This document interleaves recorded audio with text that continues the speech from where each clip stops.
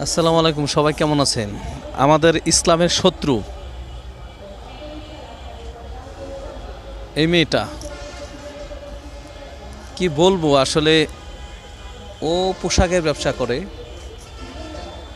মাঝে মাঝে একটা করে বুইরা বেটা ধরে, মনে করে মৃত্যুর হয়তো 10-12 বছর আগ পর্যন্ত বাঁচবে এমন একটা বুইরা বেটা ধরার পরে সে মনে করেন ধরার পরে বেচারা কাছে টাকা পয়সা নিয়ে মার্কেট কইরা বিজনেস শুরু করে, ও মুদার তলে তলে অন্য প্লান হয়ে বেড়ায়, জানে যে মরে যাব, এটাই সেরি জানে।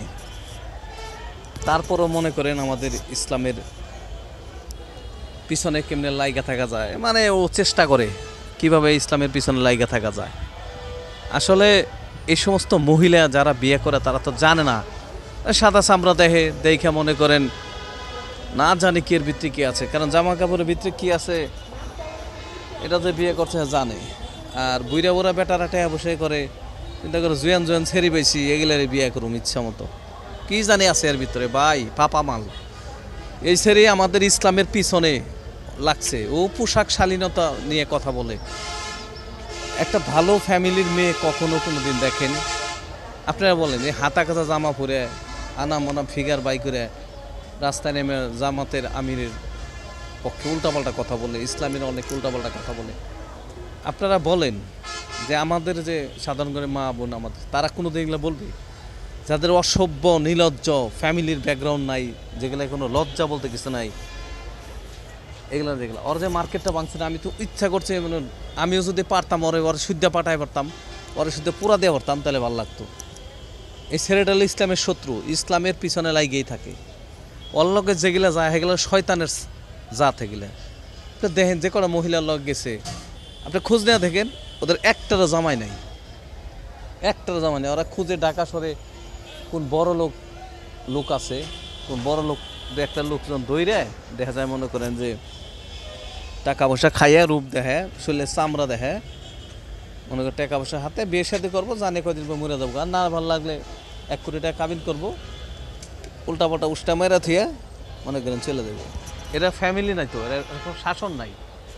আজকে এক বেটা কালকে এক বুটা, একটা করে জন্ম দিব, খুব বাচ্চা কাছে মানুষ কম, বেটা দেবো বুইরা মইরা, এগুলো ব্যবসা এটা। আর এরা ইসলামের পিছনে লাগে। কিছুদিন আগে অনেক কষ্ট পাইছি যে এই শরীরে যদি কোনো সামনাসামনি পাইতাম না, আমি খালি কইতাম তখন তো মেয়ের কোনো দামই নাই। তো ওদের থেকে গ্রামের একটা গেহ ভূত একবার খ্যাত, মনে করে যে পশ্চিম এলাকার, তারাও সতীত্ব আছে, কিন্তু ওকে সতীত্ব নাই। তারা বুইরা বুড়া জামাই বিয়া করবি, আর রাতের বেলা আরেকটা ইয়াং ছেলে নিয়ে মনে করে যে, এমনকি পারস্তরা দোকানে যে কর্মচারী ইয়াং দেখার চাকর সাথে কাম চালাস, তাহলে এই টাইপের মহিলা। আর তুই ইসলামের পিছনে লাগস, ইসলামের পিছনে তুই কি লাজবি? এই তুই সমাজ সম্বন্ধে কি বুঝস? ফৈনির ঘরে ফৈনি আনা আমার এবারে দুইটা সামনে বাইক করে হাপা কাতা জামা পরে ব্লাউজ পরে নাভি বাইর করে পোশাক বেচস। এই কোনো ভদ্র ফ্যামিলির মেয়ে যারা পোশাক বেচ, তাকে দিস মাথা হিজাব থাকে, তারা ভালো করে উপস্থাপন করে কথাগুলো। আর তুই নিজের দুইটা ফিগার আগে দেখাস, মানুষের দেখানোর পরে মানুষের কস এই ড্রেস নেও ওই ড্রেস নেও। আর তুই ইসলাম সম্বন্ধে কী বুঝস? তুই ডাক্তার শফিকুর রহমানের উল্টাপাল্টা কথা কস। তোর মতো মেয়েরে তোরে শুদ্ধা দোকানে পুরা দেওয়া লাগছাল। তোর তো দুজক হোজা গাইব না, তোরে আল্লাহ দুজক হোজা গা। তোর দুজক থেকে আরও গোবিন্দ একটা খারাপ, ওই যে সাইডে দেখ পাবলিক টয়লেট আছে না, ওই তোর পাবলিক টয়লেটের ওই জায়গায় রাখা উচিত। শালা জঘন্য তোমার খারাপ মহিলা। তুই একবার খেয়াল করে দেখছস তোর চেহারা কি? ওই তোর মেকআপ ছাড়া তো বরকি আছে না, বুইরা বরকির মতো যায়, ছাগলের মতো। তোর পুরা দেওয়া উচিত ছিল, তোর একটা উচিত কাম করছে, আমি খুশি হয়েছি। তোর দোকান যে মনে করে পুরা যে খুব খুশি। যারা ইসলামের পিছনে রাখবো তাকে আল্লাহ একদিকটা শাস্তি দিবই। তোর তো মাত্র ভাঙন শুরু। তুই ইসলাম নিয়ে কথা বলস, স্বাধীনতা কি? স্বাধীনতা বরকার ভিত্তিতে দিতে হবে। খারাপ মহিলা কোথাকার। তোর বাঁশ দিছে ভালো, তোর দোকান তোরে পুরা দেওয়া সাল। তুই নারী জাতের কলঙ্ক, তুই নারী জাতের কলঙ্ক, নারী জাতের কলঙ্ক। খারাপ মহিলা কোথাকার। তোর আল্লাহ জাহান্নামি দিব। তোর বলতে গেলেও খারাপ লাগে।